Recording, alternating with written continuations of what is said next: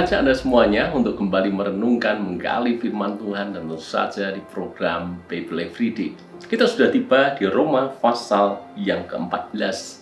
Paulus menulis kepada jemaat di Roma dengan satu topik yang sangat erat berkaitan dengan hidup mereka sehari-hari, karena mungkin itulah yang sedang terjadi kepada jemaat di Roma, yaitu tentang jangan menghakimi saudaramu.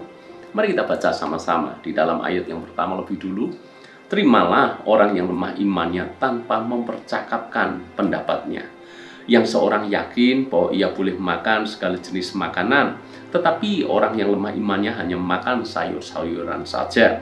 Siapa yang makan, janganlah menghina orang yang tidak makan. Dan siapa yang tidak makan, janganlah menghakimi orang yang makan. Sebab Allah telah menerima orang itu.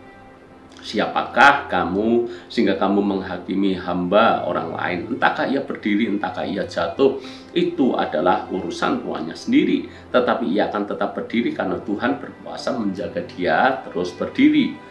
Yang seorang menganggap hari yang satu lebih penting daripada hari yang lain, tetapi yang lain menganggap semua hari sama saja. Hendaklah setiap orang benar-benar yakin dalam hatinya sendiri. Siapa yang berpegang pada suatu hari tertentu, ia melakukannya untuk Tuhan. Dan siapa makan, ia melakukannya untuk Tuhan. Siapa ia mengucap syukur kepada Tuhan, dan siapa tidak makan, ia melakukannya untuk Tuhan, dan ia juga mengucap syukur kepada Allah. Sebab tidak ada seorang pun di antara kita yang hidup untuk dirinya sendiri, dan tidak ada seorang pun yang mati untuk dirinya sendiri. Sebab jika kita hidup untuk Tuhan, dan jika kita mati untuk Tuhan.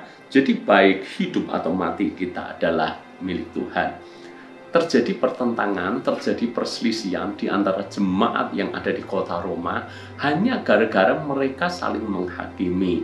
Misalnya ada yang berpuasa, ada yang tidak berpuasa.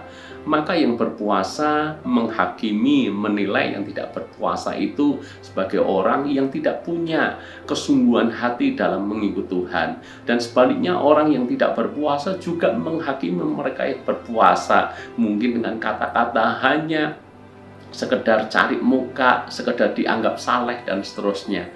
Hanya urusan soal seperti ini terjadi perselisihan di antara mereka. Mereka saling menghakimi, mereka saling menuding.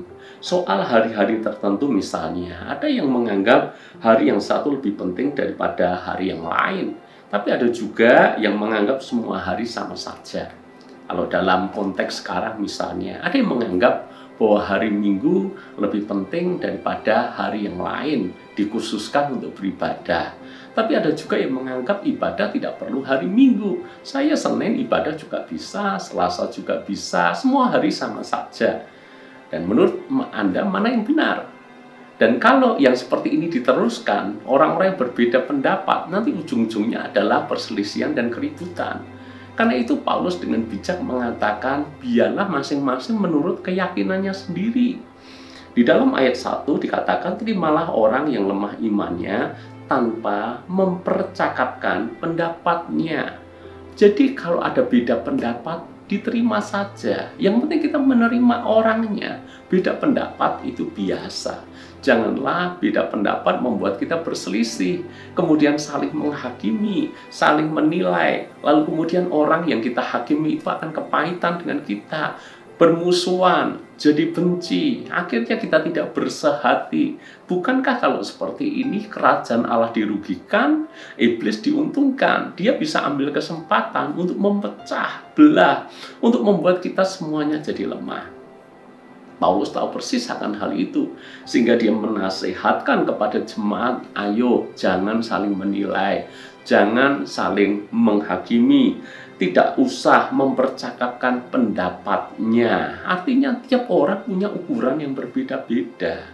Misalnya ada orang punya ukuran dalam level kehidupan tertentu yang mana dia sudah dalam seminggu bisa berpuasa selama 2 hari misalnya. Setiap hari tertentu dia sudah berpuasa.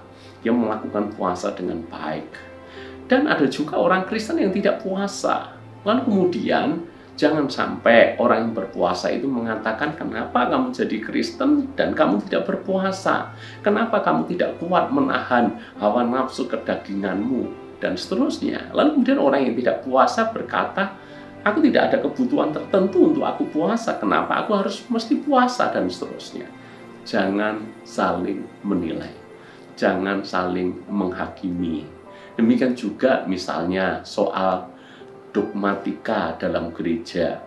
Tidak perlu mereka yang punya aliran gereja A berseteru dengan mereka yang punya aliran gereja B.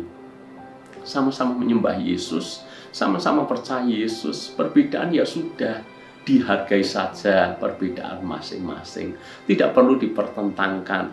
Sebab kalau dipertentangkan juga tidak ada habisnya. Saudara-saudara, jangan menghakimi saudara kita satu sama lain. Intinya cuma satu kok. Kalau kita hidup bagi Kristus. Apapun yang kita lakukan bagi Kristus. Ingat, setiap orang punya ukurannya masing-masing. Mari yang lebih dewasa kita paham akan kebenaran ini.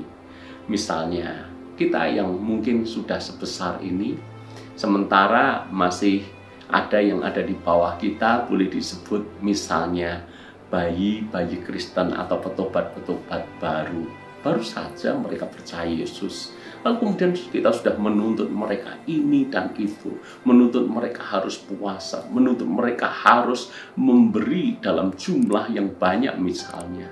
Tidak bisa, semuanya menurut ukuran iman. Buat saya, misalnya ada yang memberinya sedikit, nggak apa-apa. Sebab apa? Ukuran imannya baru sebatas itu. Nanti seiring dengan cintanya kepada Tuhan bertumbuh, kedewasaannya bertumbuh, nanti dia akan memberikan persembahan lebih banyak.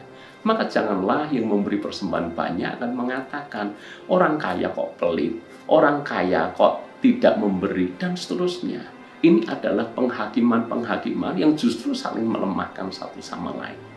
Mari kita belajar menerima satu sama lain. Itulah kasih yang diajarkan Kristus bagi kita semuanya. Tuhan memberkati.